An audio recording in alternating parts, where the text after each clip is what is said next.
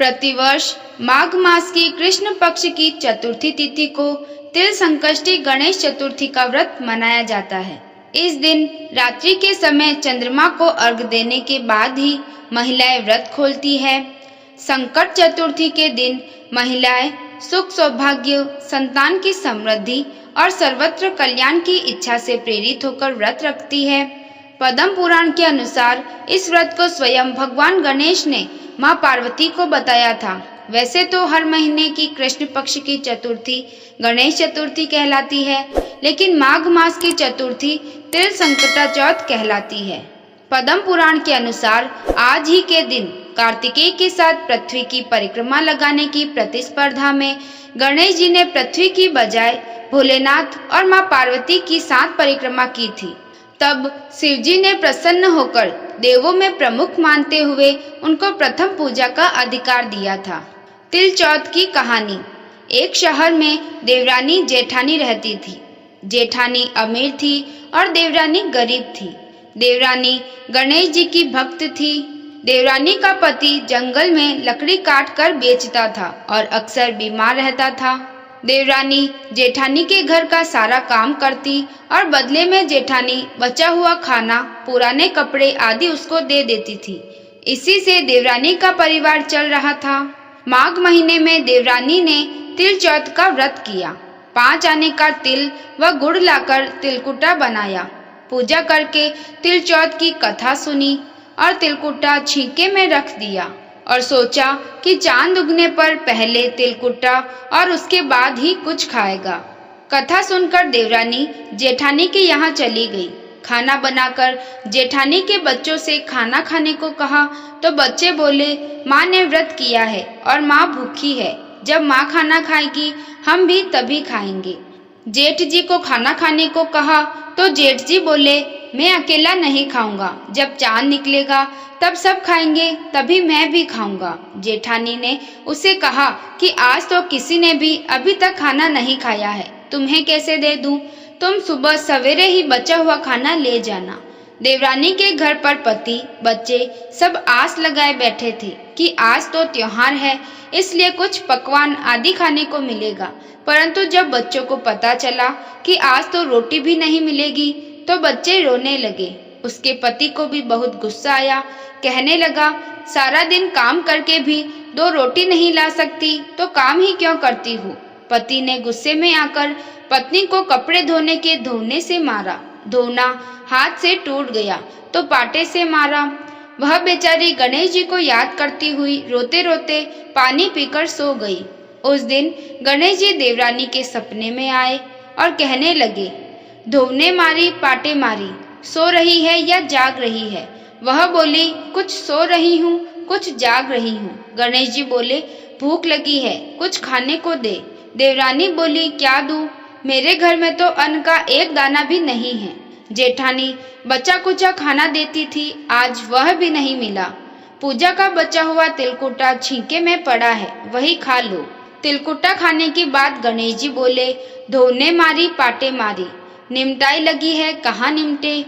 वह बोली, यह पड़ा घर, जहाँ इच्छा हो वहाँ निमट लो। फिर गणेश जी बच्चे की तरह बोले, अब कहाँ पहुँचूं?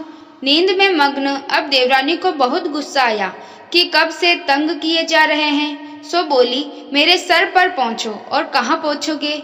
सुबह जब देवरानी उठी तो यह देखकर हैरान रह गई कि पूरा घर हीरे मोती से जगमगा रहा है।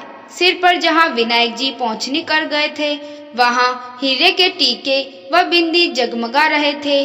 उस दिन देवरानी जेठानी के यहाँ काम करने नहीं गई।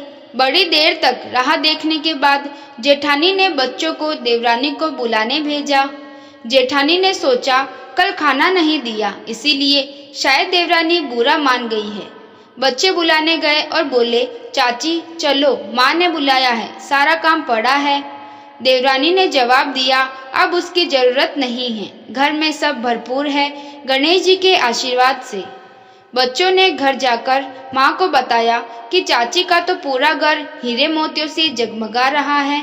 जेठानी दौड़ती हुई देवरानी के पास आई और पूछा कि यह सब हुआ कैसे।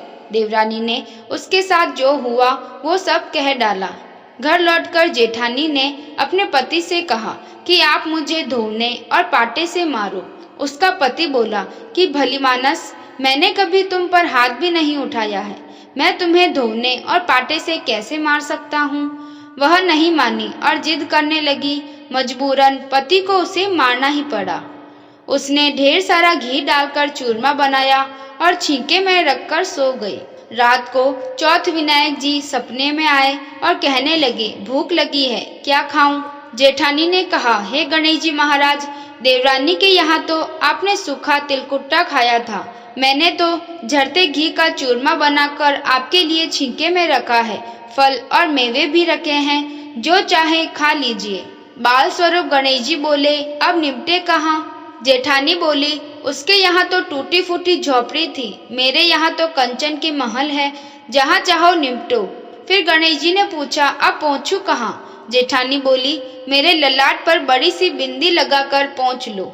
धन की भूखी जेठानी सुबह बहुत जल्दी उठ गई। सोचा घर हीरे जवाहरात से भर चुका होगा, पर देखा तो पूरे घर में गंदगी फैली हुई थी, तेज बदबू आ रही थी। उसके सिर पर भी बहुत सी गंदगी लगी हुई थी। उसने कहा, हे गणेश जी महाराज, यह आपने क्या किया? मुझसे रूठे और देवरानी पर टूटे। जेठानी ने घर की सफाई करने की बहुत कोशिश करी, परंतु गंदगी और ज्यादा फैलती गई। जेठानी के पति को मालूम चला तो वह भी बहुत गुस्सा हुआ और बोला, तेरे पास इतना सब कुछ था, फिर भी तेरा मन नहीं भरा। परेशान होकर चौथ के गणेश जी से मदद की विनती करने लगी। गणेश जी ने कहा, देवरानी से जलने के कारण तूने जो किया था, यह उसी का फल है। अब तू अपने धन में से आधा उसे दे देगी, तभी यह सब साफ होगा। उसने आधा धन बांट दिया, किंतु मोहरे की एक हांडी चूल्हे के नीचे गाड़ रखी थी। उसने सोचा किसी को पता नहीं चलेगा, और उसने उस धन को नहीं बांटा। उसने कहा, हे गणेश जी महाराज, अब तो अपना यह बिखराव समेटो। वे बोले, पहले चूल्हे के नीचे गाड़ी हुई मोहरे की हांडी सहित ताक में रखी 2 सुई के भी 2 हिस्से कर। इस प्रकार गजानन ने बाल स्वरूप में आकर सुई जैसी छोटी सी चीज का बंटवारा किया और अपनी माया समेटी। हे गणेश जी महाराज, जैसी आपने देवरानी पर कृपा की, वैसी सब पर करना। कहानी कहने वाले, सुनने वाले व हुंकारा भरने वाले सब पर कृपा करना, किंतु जेठानी को जैसी सजा दी वैसी किसी को मत देना।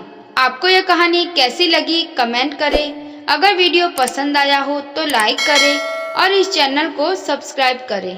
धन्यवाद।